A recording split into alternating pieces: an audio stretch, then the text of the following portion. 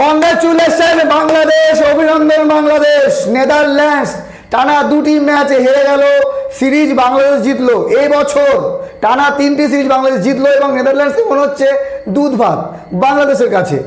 ICC র্যাঙ্কিংয়ে Bangladesh 10-এ, Netherlands 13-তে। কিন্তু যেরকম পারফরমেন্স দিচ্ছে, এবছরই মে মাসে বাংলাদেশ ইউএইর কাছে 2-1 টি20 সিরিজ হেরেছিল, দুর্দান্ত সমালোচনা হয়েছিল।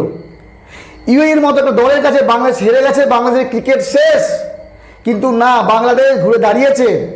এশিয়া কাপের আগে বাংলাদেশের যে দুর্দান্ত ফর্ম, অনেকে বলবে নেদারল্যান্ডস দুর্বল দল, তাদেরকে হারিয়ে। এই নেদারল্যান্ডসের কাছে বাংলাদেশ ম্যাচ হেরেছিল বিশ্বকাপে, মনে আছে? তখনও সমালোচনা হয়েছিল।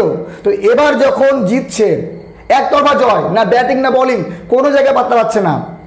পাকিস্তানকে হারিয়েছে 2-1। পাকিস্তান দুর্বল দল নয়। শ্রীলঙ্কার ঘরের মাটিতে 2-1 সিরিজ হারিয়েছিল বাংলাদেশ জুলাই মাসে, 1 মাস আগে। তো বিষয় হলো, বাংলাদেশের ক্যাপ্টেন লিটন কুমার দাস দুর্দান্ত পারফরমেন্স দিচ্ছে এবং তার সঙ্গে তার দল। বোলিং ভালো হয়েছে। বাংলাদেশ টানা 2টি ম্যাচ জিতলো, 2টি ম্যাচেই টস জিতেছে বাংলাদেশের ক্যাপ্টেন এবং বল করার সিদ্ধান্ত নিয়েছে। মোটামুটি কনফার্ম এশিয়া কাপে বাংলাদেশ প্রথমে বল করার চেষ্টা করবে, বিপক্ষ দলকে কম রানের মধ্যে আটকে তারপরে চেস করো। এটা হচ্ছে বাংলাদেশের টার্গেট, আর এটা হওয়া উচিত, কারণ বাংলাদেশ বোলিংয়ের দিক থেকে শক্তিশালী। কিন্তু ব্যাটিং পরীক্ষা আমার মনে হয় আগামী ম্যাচে করা উচিত। নেদারল্যান্ডস 2বার প্রথমে ব্যাট করেছে, তারা যদি টসে যেত তবুও আমার মনে হয় বাংলাদেশকে ব্যাট করতে নামাবে। এবং বাংলাদেশ যদি ব্যাট করতে না নামে, বাংলাদেশ যদি রান 180, 90, 200 না করে, তাহলে বুঝবো কী করে আমরা? প্রথম ম্যাচে 8 উইকেটে জয়, আজকে 9 উইকেটে জয়, মাত্র একজন আউট হয়েছে, পারভেজ হোসেন ইমন। আজকে তানজিদ তামিম করেছে 54 রান 40 বলে, 4 মেরে ম্যাচ জিতলো বাংলাদেশ।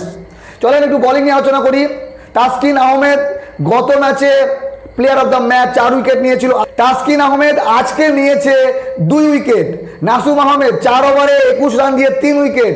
মুস্তাফিজুর রহমান 3 ওভার বল করেছে, 2 উইকেট। মেহেদী হাসানও 1 উইকেট এবং তানজিম সাকিব 1 উইকেট। মোটামুটি বাংলাদেশের প্রত্যেক বলার একটা করে উইকেট পেয়েছে। আগামী ম্যাচ, তৃতীয় টি20 ম্যাচ 3 সেপ্টেম্বর হবে।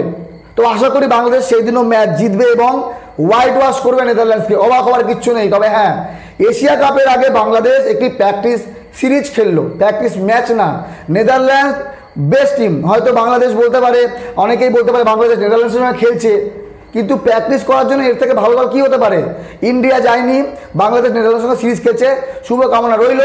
বাংলাদেশ পাকিস্তানকে হারালো, শ্রীলঙ্কাকে হারালো, নেদারল্যান্ডসকে হারালো। তো আশা করা যায় এশিয়া কাপে ভালো কিছু করবে। শ্রীলঙ্কা এবং আফগানিস্তানের মধ্যে যে কোনো একটি দলকে হারাতে পারলেই বাংলাদেশ 2টি ম্যাচ জিতবে এবং 2টি ম্যাচ জিতে যদি নেট রান রেট সব কিছু ঠিকঠাক থাকে, তাহলে বাংলাদেশ এশিয়া কাপের সুপার 4-এ যেতে পারে, এতটুকু দেখা যাচ্ছে। বাকি সময় বলবে। ভালো থাকবেন সবাই, অনেক অনেক অভিনন্দন বাংলাদেশ সিরিজ জয়ের জন্য। অনেক ধন্যবাদ, ভালো থাকবেন সবাই।